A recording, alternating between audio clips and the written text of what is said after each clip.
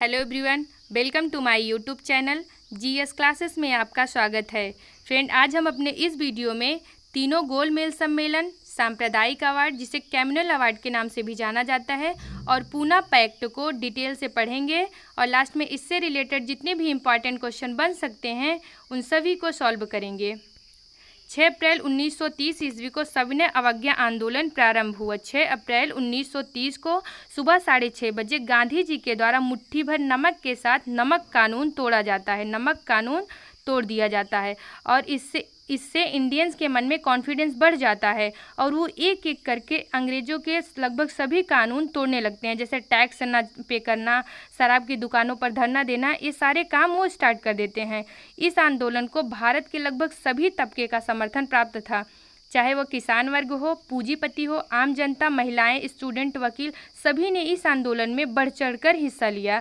यही कारण है कि अंग्रेज इससे परेशान हो जाते हैं और एक सोची समझी साजिश के तहत लंदन में गोलमेज सम्मेलन का आयोजन करते हैं और इसमें इंडिया में जितनी भी उस टाइम पार्टी कार्यरत थी उन सभी को इनवाइट करते हैं। पहला गोलमेज सम्मेलन, प्रथम गोलमेज सम्मेलन 1930 से लेकर 1931 के बीच में आयोजित की जाती है। प्रथम गोलमेज सम्मेलन 1930 से लेकर 1931 के बीच में आयोजित की जाती है और यह लंदन के हाउस ऑफ लॉर्ड में, कहाँ पर? लंदन के हाउस ऑफ लॉर्ड यानी राज्यसभा में आयोजित की जाती है। इसमें हिंदू महासभा, मुस्लिम लीग, दलित संगठन, देसी रियासतें और ब्रिटिश इंडियन सम्मिलित थे, लेकिन कांग्रेस, महात्मा गांधी और व्यापारिक नेताओं के द्वारा इसका बहिष्कार किया जाता है। किसके द्वारा? कांग्रेस, महात्मा गांधी और व्यापारिक नेताओं के द्वारा इसका बहिष्कार किया जा रहा था।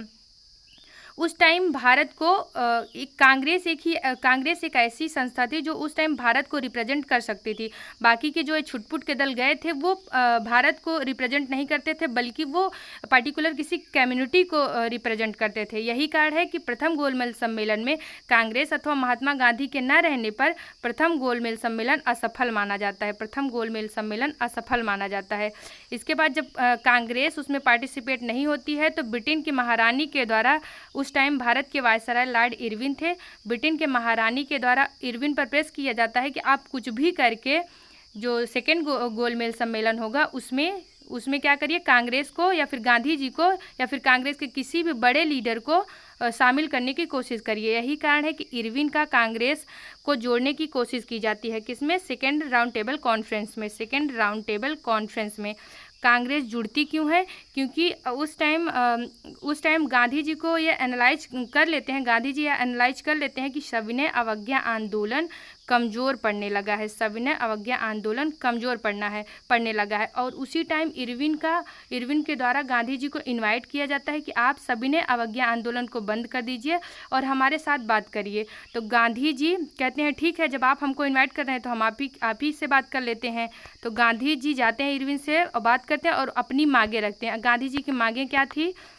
विभिन्न प्रकार के जुर्माने की वसूली स्थगित कर दी जाए। जो आप दुनिया भर के जुर्माने ले रहे हैं उसको स्थगित कर दी जाए। तो इरविन कहते हैं ठीक है, मान लिए मांग, और जिनकी संपत्ति आंदोलन के दौरान जब्त की गई है वह लौटा दी जाए। इरविन इसको भी मान लेते हैं ठीक है, और बोलते हैं सभी राजनैतिक बंदी रिहा हों। जब गांधी जी के द्वारा ये बोला जाता है कि सभी राजनैतिक बंदी रिहा हों तो इरविन बोलते हैं हाँ ठीक है, सभी राजनीतिक बंदी रिहा तो होंगे, लेकिन वो नहीं रिहा होंगे जिन्होंने किसी अंग्रेज का मर्डर किया है। ये बात सीधे भगत सिंह और उनकी साथियों की तरफ इशारा कर रहा है। और इसके बाद जो अगली मांगी वो क्या थी? भगत सिंह व साथियों की सज़ा माफ़ कर दी जाए। भगत सिंह व साथियों की सज़ा माफ़ कर दी जाए। तो इसको सीधे सीधे मना कर देते। इरविन कहते हैं नहीं, हम आपकी ये बात नहीं मानेंगे, क्योंकि भगत सिंह व उनके साथियों ने क्या किया? अंग्रेज अधिकारी की हत्या की है, इस कारण हम आपकी ये बात नहीं मानेंगे। और पुलिस जातियों की जांच की जाए। अगली मांग क्या है? पुलिस जातियों की जांच की जाए। इसको भी अंग्रेजों ने मना कर दिया कि नहीं, जो पुलिस ने जो भी जातियां की है वो मेरे कहने पे ही की है, तो मैं इसकी जांच नहीं करवा सकता। इम्पॉर्टेंट है कि उन्होंने भगत सिंह व जो साथी थे उनकी सज़ा को माफ़ ना करने के लिए साफ साफ इनकार कर दिया था। और इसे किस नाम से जाना जाता है? गांधी इरविन समझौता। 5 मार्च 1931 ईस्वी को गांधी इरविन समझौता कहाँ पे हुआ था? दिल्ली में हुआ था। इसी कारण इसे दिल्ली समझौते के नाम से भी जाना जाता है। जब गांधी जी के द्वारा गांधी इरविन समझौता किया जाता है तो उस टाइम पंजाब की जनता में उग्र विरोध था। पंजाब में उग्र विरोध था। क्यों? क्योंकि जो भगत सिंह है वो पंजाब से ही रिलेटेड थे और भगत सिंह को की फांसी जब नहीं टलती है, यही कारण है कि पंजाब की जनता इसका बहुत विरोध करती है। और नेताजी सुभाष चंद्र बोस भी इससे नाखुश थे। नेताजी सुभाष चंद्र बोस भी इससे नाखुश है। फिर कांग्रेस का कराची अधिवेशन 1931 में होता है। कांग्रेस का कराची अधिवेशन 1931 में आयोजित की जाती है और इसकी अध्यक्षता सरदार पटेल के द्वारा की जाती है। और यहाँ पर कांग्रेस को सेकेंड राउंड टेबल कॉन्फ्रेंस में पार्टिसिपेट करने के लिए अनुमति मिल जाती है। फिर द्वितीय गोलमेज सम्मेलन में जब 7 सितंबर, इसका टाइम पीरियड कब से कब तक है? द्वितीय गोलमेज सम्मेलन का टाइम पीरियड 7 सितंबर से 1 दिसंबर 1931 तक है। 7 सितंबर 1931 से लेकर 1 दिसंबर 1931 तक है। गांधी जी लंदन MS राजपूताना जहाज़ से गए थे। जहाज़ का नाम एग्जाम में पूछा जाता है कि गांधी जी लंदन किस जहाज़ से गए थे, तो MS राजपूताना नामक जहाज़ से गए थे। और उन्होंने लंदन में किंग्सले हाल में रुके थे। कहाँ पर? किंग्सले हाल में रुके थे। गांधी जी, मदन मोहन मालवीय, सरोजनी नायडू, एनी बेसेंट, ये सारे लोग सेकेंड राउंड टेबल कॉन्फ्रेंस में हिस्सा लिए थे। चर्चिल के द्वारा भारतीयों की बराबरी का विरोध किया जाता। जो राउंड टेबल कॉन्फ्रेंस है उसमें भारतीयों को पहली बार बराबरी का दर्जा दिया गया था। इसमें कोई ऐसा नहीं था कि पार्टिकुलर इस कॉन्फ्रेंस का कोई पार्टिकुलर हेड है। इसमें जितने भी, चाहे वो ब्रिटिशर हो या इंडियन हो, सभी को एक बराबरी का दर्जा दिया गया था। यही कारण है कि चर्चिल के द्वारा भारतीयों की बराबरी का विरोध किया जाता है। उसका कहना है कि ब्रिटिशर को कभी भी इंडियन को अपने बराबर नहीं बैठाना चाहिए था। और चर्चिल के द्वारा ही गांधी जी को देशद्रोही फकीर अथवा अर्धनग्न फकीर या अर्धनंगा फकीर कहा जाता है। किसके द्वारा? ये भी क्वेश्चन में बहुत बार पूछा गया है कि किसके द्वारा गांधी जी को देशद्रोही फकीर या फिर अर्धनग्न फकीर कहा गया है। तो किसके द्वारा कहा गया है? चर्चिल के द्वारा। वहीं मुस्लिम लीग, हिंदू महासभा, रूढ़िवादी, दलित, सब अपनी अपनी जितनी भी पार्टी वहाँ पे प्रेजेंट थी उस टाइम, सब लोगों ने अपनी अपनी बात की, अपनी अपनी कम्युनिटी, अपने अपने समुदाय के बारे में सोचा, सिवाय कांग्रेस। उस टाइम केवल कांग्रेस ही ऐसी ऑर्गेनाइजेशन थी जो इंडिया को रिप्रेजेंट कर रही थी। बाकी जितने छुटपुट के दल गए थे, जैसे चाहे वो मुस्लिम लीग हो, दलित सभा से हो, हिंदू महासभा, सब अपनी अपनी कम्युनिटी की बात कर रहे थे। लेकिन भारत के लिए अगर कोई बात कर रहा था तो वो कांग्रेस थी। उस टाइम जब पहला गोलमेज सम्मेलन हुआ था तो उस टाइम वायसराय कौन थे? इरविन थे। कौन? लॉर्ड इरविन थे। लेकिन जब दूसरा गोलमेज सम्मेलन हुआ उस टाइम वायसराय लॉर्ड लिनलिथगो थे। इसका कारण क्या था? सविनय अवज्ञा आंदोलन का प्रभाव। सविनय अवज्ञा आंदोलन को खत्म करने के लिए ही द्वितीय गोलमेज सम्मेलन आयोजित किया जाता है। और कहीं ना कहीं अंग्रेज इसमें सफल भी होते हैं और सविनय अवज्ञा आंदोलन समाप्त भी हो जाता है। सांप्रदायिक पंचाट या कम्युनल अवार्ड, सांप्रदायिक पंचाट या फिर कम्युनल अवार्ड, ये क्या है? ये दलित वर्ग के लिए पृथक निर्वाचन प्रणाली है। जिस तरह हमने पढ़ा था कि मार्ले मिंटो सुधार 1909 के तहत अंग्रेजों के द्वारा किसको दिया जाता है? मुसलमानों को पृथक निर्वाचन प्रणाली प्रदान की जाती है। कब? 1909 के मार्ले मिंटो सुधार के द्वारा। और 1919 के मॉन्टेगू चेम्सफोर्ड के द्वारा सिखों और ईसाइयों को भी अलग पृथक निर्वाचन प्रणाली दे दी जाती है। अब इनका टारगेट कौन है? अब इनका टारगेट है दलित वर्ग। कौन? दलित वर्ग को भी ये क्या करते हैं? अलग करना चाहते हैं। बांटो और राज करो नीति के तहत दलित वर्ग को भी ये सांप्रदायिक पंचायत के द्वारा अलग करना चाहते हैं। यही कारण है कि उस टाइम महात्मा गांधी यरवदा जेल में थे। कहाँ पर? यरवदा जेल में थे।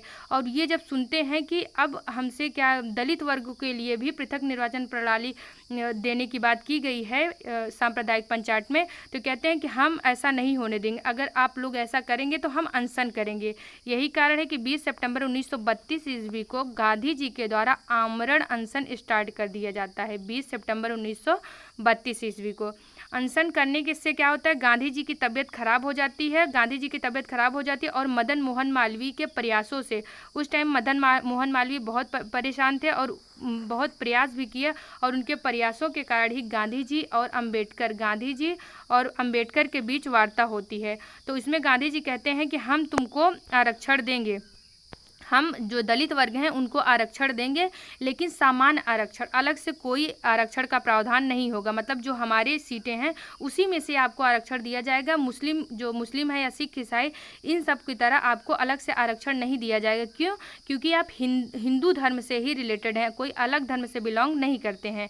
यही कारण है कि गांधी जी के द्वारा इनको सामान्य आरक्षण का प्रावधान दिया जाता है या फिर सामान्य आरक्षण दिया जाता है दलितों को। 25 सितंबर 1932 ईस्वी, कहीं कहीं पे 24 सितंबर 1932 लिखा है, कहीं कहीं 25 सितंबर 1932। पूना पैक्ट हुआ। पूना पैक्ट किसके बीच हुआ था? महात्मा गांधी जी और भीमराव अंबेडकर के बीच। गांधी जी और भीमराव अंबेडकर के बीच पूना पैक्ट हुआ था। कब? 25 सितंबर 1932 ईस्वी को। 1933 ईस्वी में महात्मा गांधी के द्वारा हरिजन नामक साप्ताहिक पत्रिका प्रारंभ किया जाता है। हरिजन नामक साप्ताहिक पत्रिका प्रारंभ किया जाता है। प्रेजेंट टाइम में सुप्रीम कोर्ट के द्वारा हरिजन वर्ड पर बैन लग गया है। हरिजन वर्ड जो कि पर्टिकुलर किसी कम्युनिटी को रिलेट करता था, इसके हरिजन वर्ड को बैन कर दिया गया है। द्वितीय गोलमेज सम्मेलन, यह तृतीय गोलमेज सम्मेलन। कौन सा? तृतीय गोलमेज सम्मेलन। जब थर्ड गोलमेज सम्मेलन होता है तो उसमें उस टाइम ब्रिटेन में 3 पार्टी। तृतीय गोलमेज सम्मेलन, थर्ड गोलमेज सम्मेलन जो हुआ था उसका टाइम पीरियड 17 नवंबर से 24 दिसंबर 1932 है। कब? 17 नवंबर से लेकर 24 दिसंबर 1932 तक है। उस टाइम ब्रिटेन में 3 बड़ी पार्टी थी, लेबर पार्टी, लिबरल पार्टी और conservative party. Labour party, liberal party और कंजर्वेटिव पार्टी। उसमें से लेबर पार्टी के द्वारा बाइकआउट किया जाता है। इसमें जो थर्ड गोलमेज सम्मेलन था उसमें पार्टिसिपेट नहीं लेती है। कौन? Labour party. और कांग्रेस के द्वारा भी इसका बहिष्कार किया जाता है। इस जो थर्ड गोलमेज सम्मेलन या फिर थर्ड राउंड टेबल कॉन्फ्रेंस था उसका कारण क्या था? वो भारत शासन अधिनियम 1935 पर चर्चा करने के लिए, भारत शासन अधिनियम 1935 पर चर्चा करने के लिए थर्ड राउंड टेबल कॉन्फ्रेंस का आयोजन किया गया था। इसमें कांग्रेस, जो कि इंडिया की इतनी बड़ी पार्टी या फिर सबसे बड़ी पार्टी थी, कांग्रेस ने इसमें पार्टिसिपेट नहीं लिया था। बावजूद इसके भारत में भारत शासन अधिनियम 1935 क्या कर दिया जाता है? लागू कर दिया जाता है। गोलमेज सम्मेलन में जो भारतीय ईसाइयों का प्रतिनिधित्व था वो किसके द्वारा किया जाता है? तो गोलमेज सम्मेलन में भारतीय ईसाइयों का प्रतिनिधित्व केटी पाल के द्वारा। किसके द्वारा? क्वेश्चन पूछा जाता है कि भारतीय ईसाइयों का प्रतिनिधित्व किसके द्वारा किया जाता है? तो केटी पाल के द्वारा। वहीं भीमराव अंबेडकर या फिर BR अम्बेडकर और तेज बहादुर सप्रू दोनों ने तीनों RTC यानी तीनों राउंड टेबल कॉन्फ्रेंस में हिस्सा लिए थे। कौन? भीमराव अंबेडकर और तेज बहादुर सप्रू। वहीं 1934 ईस्वी में सविनय अवज्ञा आंदोलन वापस ले लिया जाता है। 1934 ईस्वी में सविनय अवज्ञा आंदोलन वापस ले लिया जाता है। फ्रेंड, उम्मीद करती हूँ कि आपको ये सारी बातें समझ में आ गई होंगी। अब इससे रिलेटेड जितने भी इंपॉर्टेंट क्वेश्चन बन सकते हैं उन सभी को सॉल्व कर लेते हैं। पहला क्वेश्चन है, तीनों गोलमेज सम्मेलन में किसने भाग लिया था? तीनों गोलमेज सम्मेलन में किसने भाग लिया था? इसका राइट आंसर है ऑप्शन नंबर C, उपर्युक्त दोनों। यानी तीनों गोलमेज सम्मेलन में डॉक्टर भीमराव अंबेडकर और तेज बहादुर सप्रू दोनों ने भाग लिया था। अगर पूछा जाए कि वह अकेला व्यक्ति कौन था जो तीनों गोलमेज सम्मेलन में भाग लिया था, तब इसका राइट आंसर होगा option number A, doctor Bhimrao Ambedkar. हमारा नेक्स्ट क्वेश्चन है, गांधी इरविन समझौता कब हुआ था? गांधी इरविन समझौता कब हुआ था? इसका राइट आंसर है ऑप्शन नंबर A, 5 मार्च 1931 ईस्वी। हमारा नेक्स्ट क्वेश्चन है, लंदन में संपन्न हुए गोलमेज सम्मेलन में भारतीय ईसाइयों का प्रतिनिधित्व किया। तो भारतीय ईसाइयों का प्रतिनिधित्व किसने किया? ऑप्शन नंबर B, केटी पाल। किसने किया था? केटी पाल ने किया था। हमारा अगला क्वेश्चन है, गांधी इरविन समझौते के तहत गांधी इरविन समझौते के हस्ताक्षरित होने में महत्वपूर्ण भूमिका निभाई। तो किसने निभाई थी? इसका राइट आंसर है ऑप्शन नंबर C, तेज बहादुर सप्रू ने। तेज बहादुर सप्रू ने। हमारा अगला क्वेश्चन है, कांग्रेस के कराची अधिवेशन 1931 की अध्यक्षता की गई। इसका राइट आंसर है option number C, Sardar Vallabh भाई पटेल के द्वारा। कांग्रेस के कराची अधिवेशन 1931 की अध्यक्षता सरदार वल्लभ भाई पटेल के द्वारा की गई थी। और इसी अधिवेशन में कांग्रेस को सेकेंड राउंड टेबल कॉन्फ्रेंस में पार्टिसिपेट लेने के लिए अनुमति दी गई थी। हमारा अगला क्वेश्चन है, 1932 ईस्वी में अखिल भारतीय हरिजन संघ की स्थापना किसने की थी? अखिल भारतीय हरिजन संघ की स्थापना किसने की थी? तो इसका राइट आंसर है option number B, Mahatma Gandhi के द्वारा। 1932 ईस्वी में अखिल भारतीय हरिजन संघ की स्थापना करते हैं। वहीं 1933 ईस्वी में हरिजन नामक साप्ताहिक पत्रिका प्रारंभ करते हैं या फिर निकालना स्टार्ट करते हैं। हमारा अगला क्वेश्चन है, निम्नलिखित में किसके द्वारा पूना पैक्ट पर हस्ताक्षर किया जाता है? तो पूना पैक्ट पर किसके द्वारा हस्ताक्षर किया जाता है? तो इसका राइट आंसर है option number A, Madan Mohan Malviya के द्वारा। किसके द्वारा? मदन मोहन मालवीय के द्वारा। आई थिंक ये क्वेश्चन गलत, हाँ, निम्नलिखित में किसके द्वारा पूना पैक्ट पर हस्ताक्षर नहीं किया जाता है? किसके द्वारा हस्ताक्षर नहीं किया जाता?